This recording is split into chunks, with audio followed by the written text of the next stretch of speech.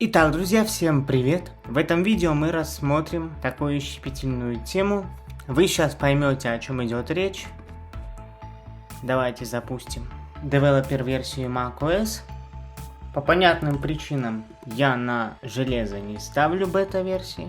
Это у нас опять же виртуальная машина. Ventura 13.2. И здесь есть такая особенность. Вот. Rapid Security Response. Начиная с iOS 16.2 и macOS Ventura 13.2, которая выйдет предположительно после Нового года, скажем так, в феврале месяце, появилась такая штука. Значит, что это такое? Это дополнительные патчи защиты от нежелательного ПО, от вирусов. Вирусов на Маке нет. Поймать вирус на Мак это, вероятность 0,0001 миллионная процента. Вот, но Apple решила таким образом усилить защиту от нежелательного ПО. Быстрый ответ на угрозы. Это macOS Developer Beta 1 13.2. Есть несколько фиксов и вот новая штука. Вот такая, быстрый ответ на угрозы. Что это значит? Это не обновление безопасности, это ничего. Обновления безопасности будут приходить как приходили, в полном объеме.